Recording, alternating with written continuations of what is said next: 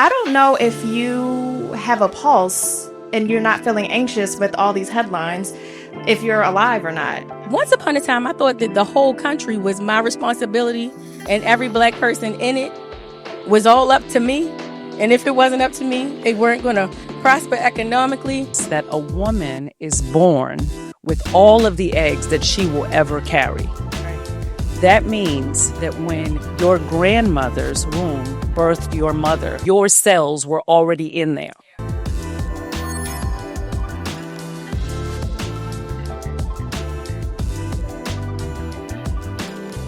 I'm the founder and CEO of an organization called Black Girls Vote, and I always do this chant to say, when I say Black girls, you say vote. But today we're here at the Let's Share conference. So when I say let's, you say share. Let's.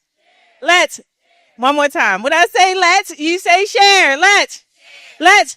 Yes, I'm looking forward to hearing some of their stories. Hopefully you all are as well, because we have some amazing panelists, not just here on the panel, but in the room. And so I'm just so grateful that Janine, Kelly, and Keisha saw it fit for us to come here today at Morgan State University, the Morgan State University, and just bring us together as beautiful, Black, brilliant, talented, phenomenal, amazing women, Black women. And we are here to talk about the state of Black women. And so before I get into all of the questions, oftentimes as women, when someone asks you, how are you? We often say, I'm good, I'm well, I'm great. But no, really, ladies, how are you? How are you today on this Saturday morning, April 26, 2025? How are you? How's your spirit? How's your family? How are you? And I'm going to start with the First Lady of Baltimore City. And you all give Hannah a round of applause. Her baby's 7 weeks old. 7 weeks. And baby, and I say this, that when she got the call, she showed up. And oftentimes what we do, we show up for one another. And so if you don't leave with anything else today, continue to show up for one another. So Hannah, how are you? Good morning, everyone, or good afternoon. I don't even know what time it is anymore. Of course, I had to show up because, these spaces that are created for Black women, this is our responsibility to show up and be in community with each other. So I couldn't say no to this panel. But how am I? I don't know if you have a pulse and you're not feeling anxious with all these headlines, if you're alive or not. I mean, I think as Black women, we learn to give of ourselves, even though we're not okay. And we're kind of juggling that balance. I know I'm juggling that balance, right? Showing up for my family, my responsibility to the city while I'm breastfeeding. I mean, right before here, I was in the back room pumping, checking my work emails, even though my away message is on. So we're always trying to do all the things, but it's okay to say we're not okay. If you'd asked me this question last year, you would probably get a very different response than today. Well, first of all, I'm a little mad about the weather because as a low porosity, fine hair, low density girl, you can sneeze and my hair will get fuzzy. So I'm a little, is pissed okay to say? I'm a little pissed about that. And I came wrapped up with a flat iron, and it does not matter because it's going to do what it wants to do, much like me. So what I would say is that, today I'm in a space of surrender. Yeah, last year I spent a lot of time fighting against any and everything in my surroundings and trying to create things and make things happen and force things to happen and create opportunities and change this and change that and help this person and help that person. And people didn't want help and I wanted to help them anyway. People who didn't want to know, I felt like it was my need I had to enlighten them because they needed to know. But life is funny because if you do that long enough, yeah, you get delivered from that. So I am now delivered from the space of trying to create things that don't want to exist. And I'm in a full space of surrender and stewardship. And I'm not going to take too long, but what I'll say is I've learned in this climate that we're in right now, I have to, I got to mow my own grass. And I got to water my own lawn. And once upon a time, I thought that the whole country was my responsibility and every Black person in it was all up to me. And if it wasn't up to me, they weren't going to prosper economically. They weren't going to know Jesus. And I was going to be the only person in heaven because I'm going. And then, and then I realized that the stewardship that I'm supposed to have is my space. So wherever God puts me is the place that I'm supposed to take care of. That's real, y'all. I'm serious. I had to learn how to mind my business. So I literally and figuratively. And so I'm in a space of surrender that what God puts for me to do and for me to take care of, that is what I'm going to take care of. And if it is just the people in my house, then that's fine. If it's the people in this auditorium, I'm here. And if it's the people in this nation, and God's like, Jada, you need to develop programming for people in the nation so that they can understand mental health and behavioral health and physical health and all of those things. Well, guess what? I'll do that too.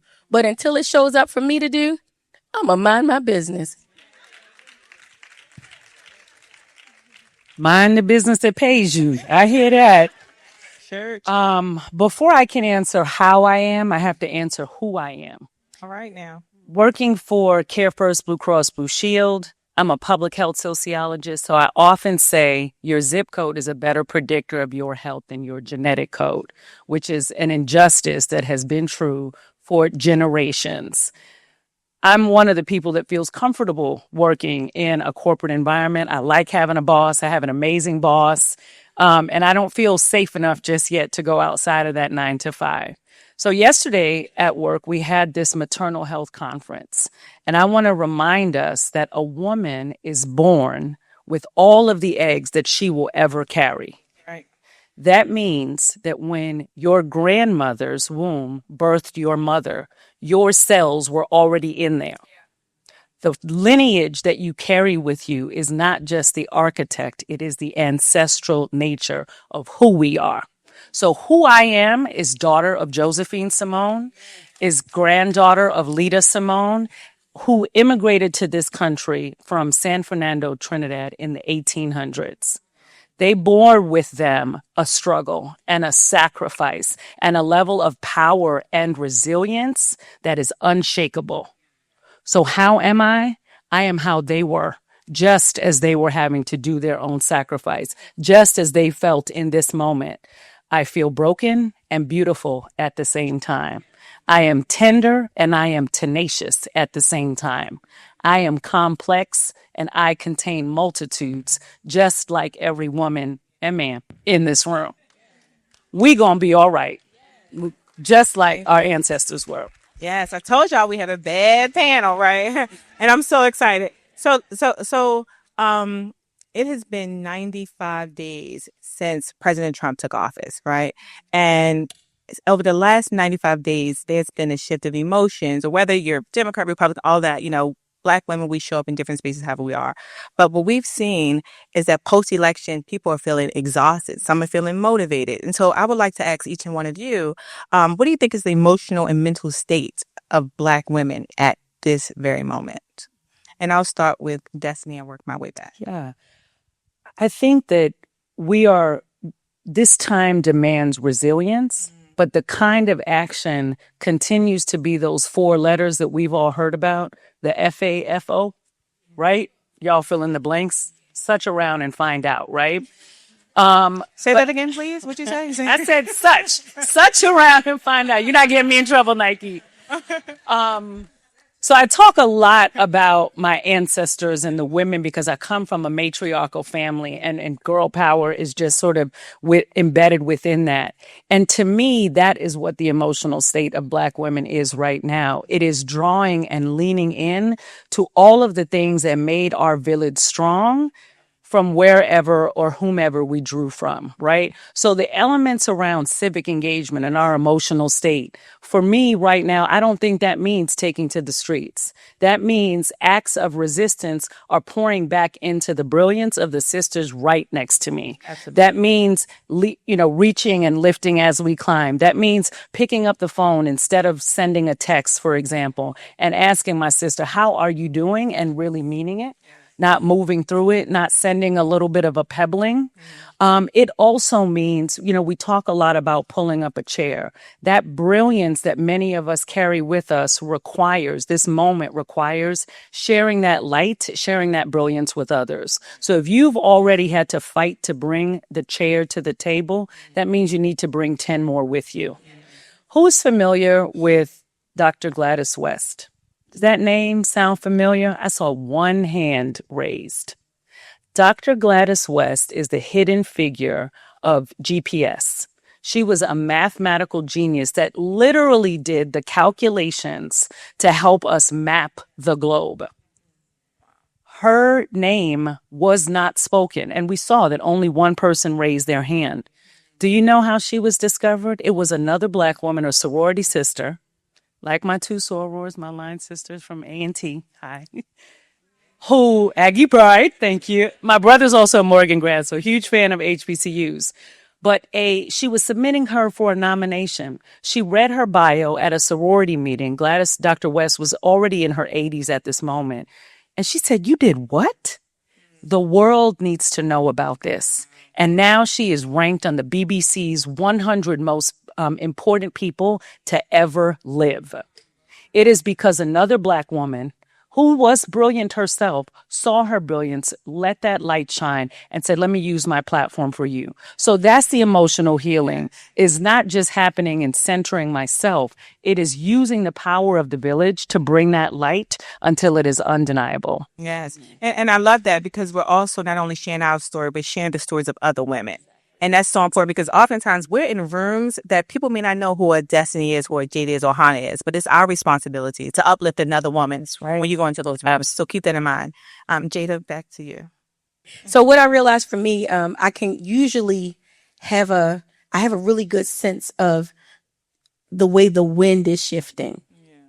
And so I would say maybe July of 2024, I felt the wind shift. And I knew the direction that the country was going in.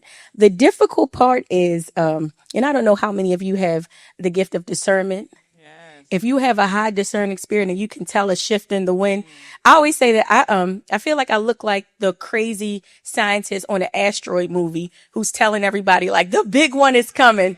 And they're like, "Shut up," until the big one hits. And then you're like, oh, the scientist wasn't so crazy. And so I felt the shift coming, and I knew the direction that the country was going in. And it was painful to watch. And it was painful to watch the Democratic Party on a national level, not locally, because Mayor Scott's amazing, on a national level. It was painful to watch the Democratic Party on a national level treat us as if we were a monolith, Black people, with all of the same hopes, wishes, dreams, and desires, and try us out every 4 years and say, "Hey, we're going to do this, we're going to do that." And none of those needs actually be addressed. Because what I am is, I'm a person where you better show me better than you can tell me. You can never give me lip service and think that it's going to be okay with me. You can never make me a promise and think that you're going to renege and think that I will still deal with you the same way after that. And so I felt the way the wind was shifting, and it was painful to watch, because I knew what we were going to be walking into in 2025 and after November. And so I call it sabbatical. I ain't going nowhere, y'all. I just got off of social media and I went into prayer, and I didn't go to anything. I didn't attend anything. I didn't hear opinions. I didn't hear thoughts of other people. But when I did that, what I did was cut out the negativity that is the sphere that we were in. I cut out the hatred and the vitriol that we were all experiencing at that time. And I decided I'm not participating in that. And what I did was I spent time with God. And I said, "Well, God, they don't know the way the wind is shifting, but you told me that it's shifting in a different way. So what do I need to do going into this next season where I think it's going to be really ugly in this country? What can I do? Because I love my people. I love my people. Y'all don't understand. I love my people. Like, I gave birth to all of us, and I got 2 kids. One of them is back there. She's sassy with her leg crossed. Hey, Daisy. But I love our people. What I will not do is accept oppression. Hear me when I say this. I won't entertain things. Words have power, and I'm very intentional about what I say out of my mouth. I'm always wealthy. I'm always healthy. I'm always joyful. Do you understand what I'm saying? Okay. And so I will not accept the language of oppression, because what I realize is that a child of God, I'm already a princess because my daddy's a king. That's number one.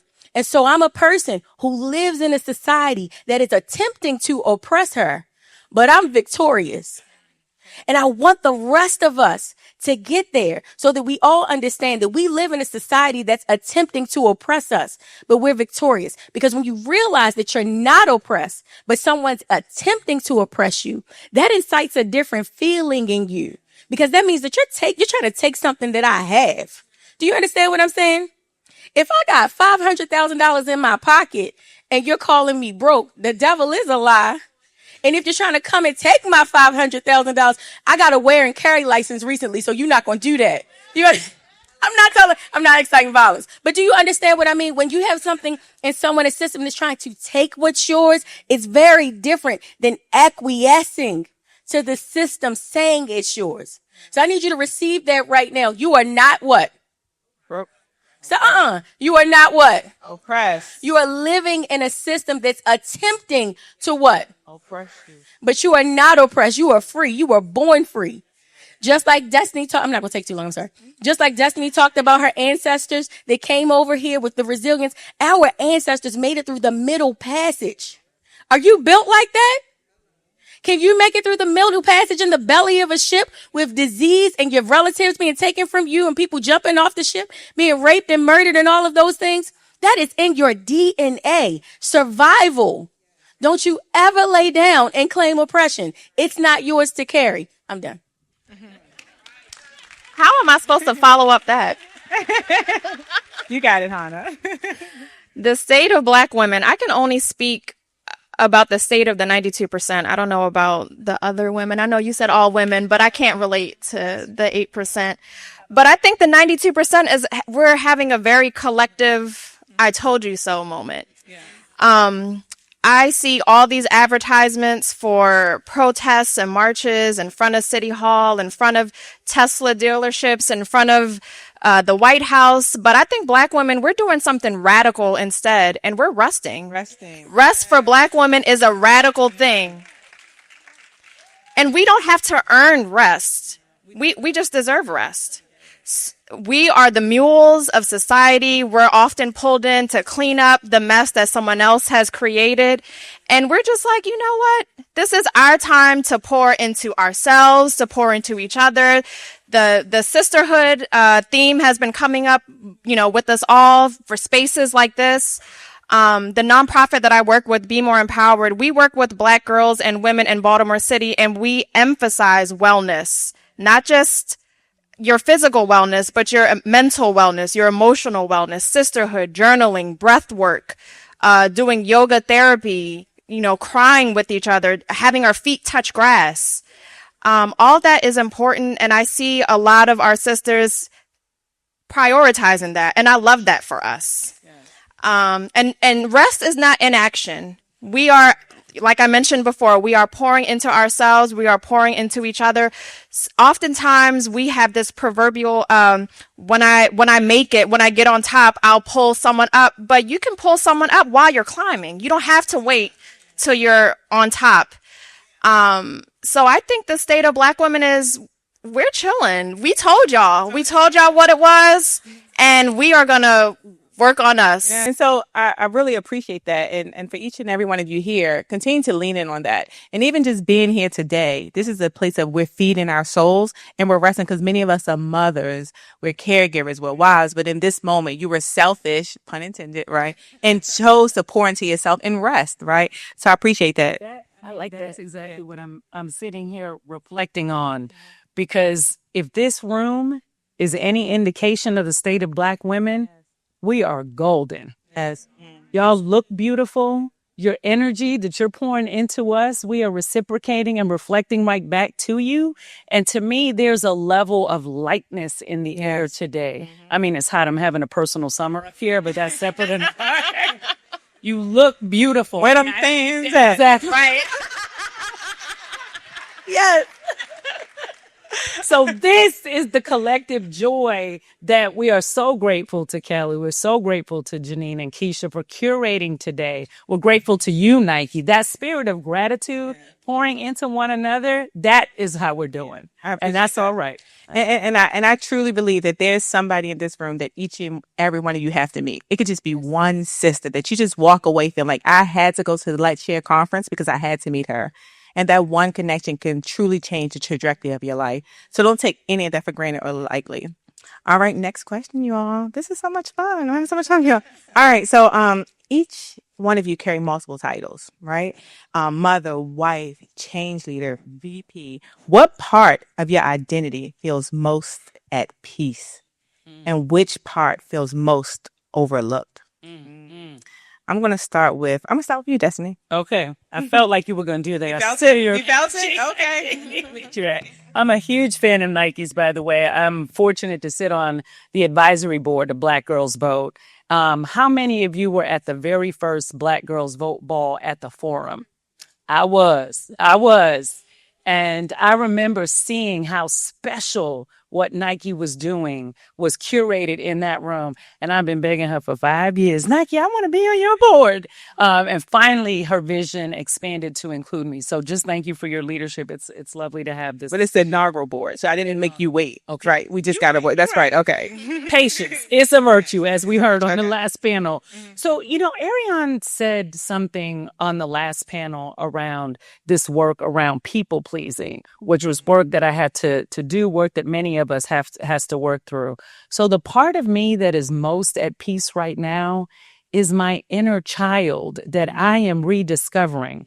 If you are under 30, thank you. Thank you for being here. Yes. Thank you for the leadership that you have put mental health on the map. Yes. I am maybe an elder, maybe an auntie, depending on the day, depending if I got my hair colored and it's gray or not.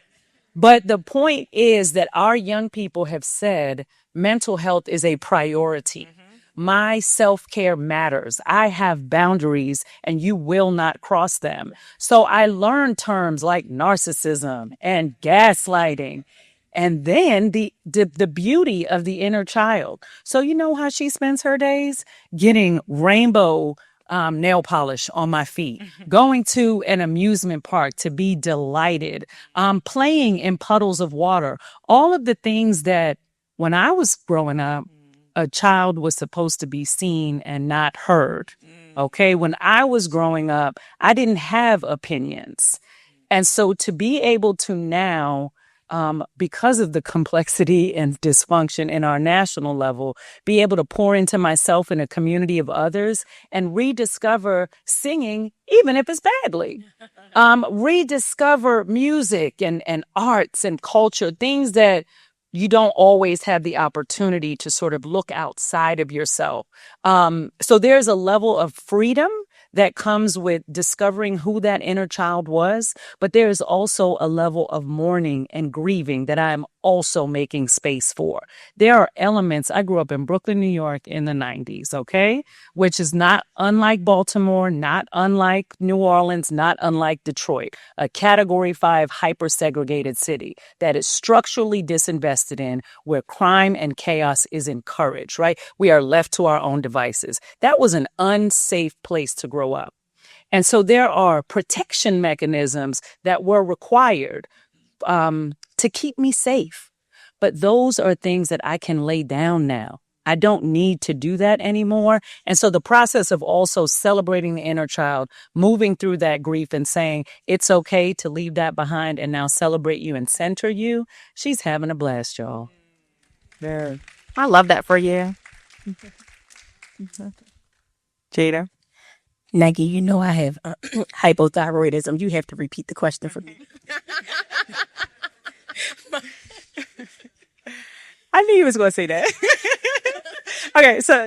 Okay, we each carry multiple titles, right? Mom, wife, leader, change maker. What part of your identity feels most at peace and which part feels most overlooked?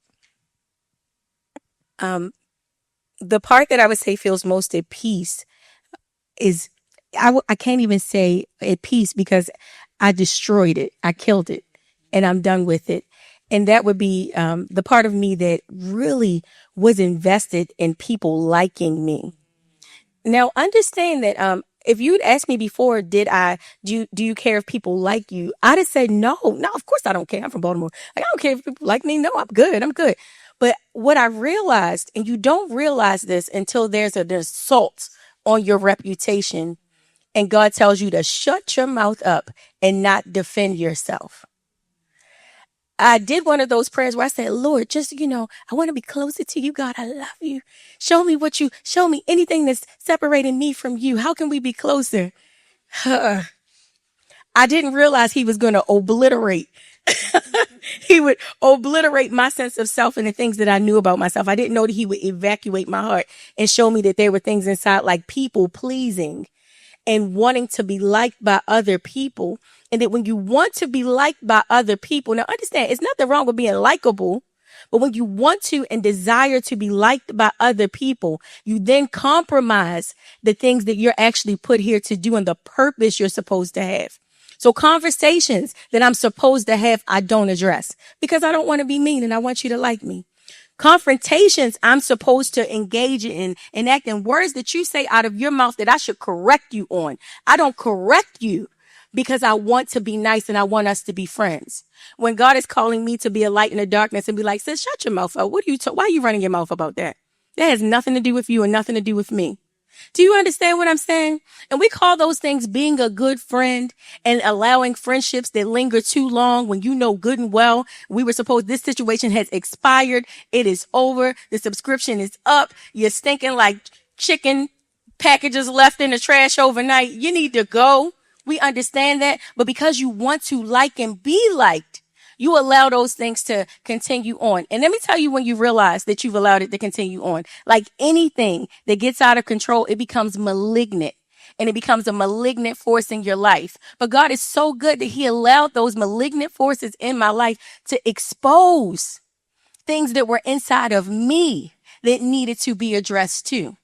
And so now I don't cuss like that, right? But I'm going to say this. I don't give a damn how you feel about me if I'm on point and doing what I'm called to do. I don't care if you hate me. I don't care if you just don't like the cut of my jib. I don't care if you don't like what I had to say out of my mouth, because if I'm not out of order and you have a problem with that, then the problem lies in you. So people pleasing died in me, and I'm so grateful for it. Now, there's times when I have to say something, and I know I speak with a certain degree of boldness. My hands will shake. I don't want to say it. I don't want to tell you the thing. I don't want to have the conversation. But the obedience in me will do it anyway. So that's the thing that in me that died. I would say we had a funeral for her.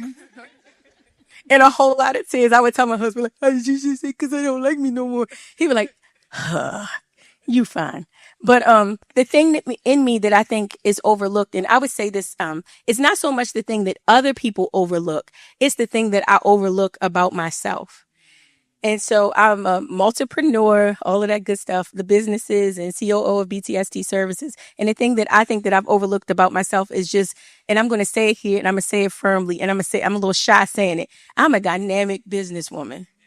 I know my stuff, y'all. I know my stuff. And I think a little bit of, I called it humility. It wasn't humility in me. What it was a part of me that wouldn't recognize the blessings and the gifts that God gave me. I was almost embarrassed to say that I'm a good businesswoman and that I know my stuff. And it would be imposter syndrome.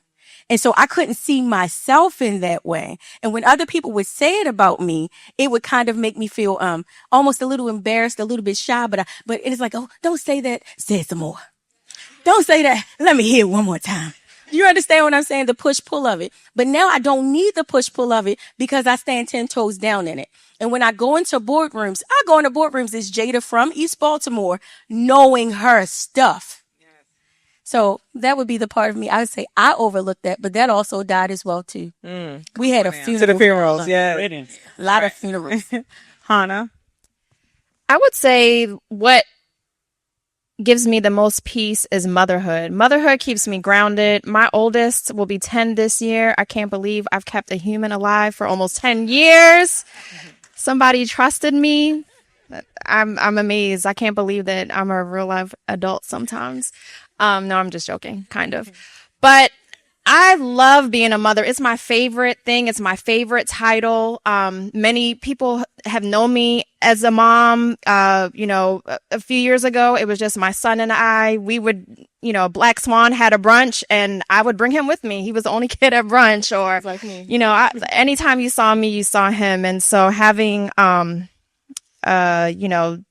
and Camden 14 months apart, I'm wild for that. I don't know why I did that, but that was just a continuation of that journey of motherhood, because like I said, that is my most favorite thing. It brings me peace. It keeps me grounded. It's my why. Whenever I'm feeling overwhelmed, whenever I'm feeling like, why am I doing this? Should I just give up? I look at my kids and I say, like, I can't. They're watching me. And so that brings me peace. Something overlooked, and I had a different answer, but listening to you, Jada, talk about people pleasing and wanting people to like you, being married to a public figure has been challenging, and I'm being transparent. I know a lot of people think it's good, it's fun, we get to dress up and go to events and rub elbows with dignitaries. But I was my own person before. I was a multipreneur and I worked in nonprofit, and I had my own friends and my own life, and I was just established person. And it was really jarring when we would go to events and people would step in front of me to talk to him, or cut in front of me to ask him for a selfie, like I didn't exist. And I think as women, as Black women, we're often made to feel like we're invisible. We don't exist until it's time to clean something up. And I had to look myself in the mirror like Issa Rae and say, you know what? You cannot let them. Listen, I have to hide and I rap too. I'm not going to do it. I'm not going to embarrass myself. Everybody be quiet. No. You cannot say that. In another lifetime. Okay. No. Last year for my birthday, we did go to the studio and lay down some tracks. Taika was there. But no, I hyped myself in the mirror and I said, it doesn't matter if those people like you or not, or if they see the value. You know the value of you. And you can't let that diminish you. And you're not just beholden to this role of being someone's support, because that's not all that I am, just the support system. And so I don't know if that it falls under being overlooked or not. But, that came up when I heard you talk about being likable and being liked, because in the beginning I was, should I post this on social media? Should I say this? Should I look like this? Should I attend this with you? But now I don't care. Okay. So. All right, ladies. So this concludes our panel. But in closing, I just want you to give one where I'm going to ask this question and give maybe 2 words response. What would you say to the Black woman listening right now who feels she's doing everything for everyone but herself? And it has to be very brief because we're over time. In one sentence or less. You cannot pour into others if you are empty. You cannot pour into others if you are empty. Jada? I'm going to steal from Hannah over here. You are worthy of rest. I'm going to close with my health hat to say that if you don't make time for your wellness, you will be forced to make time for your illness. Cool. Yes.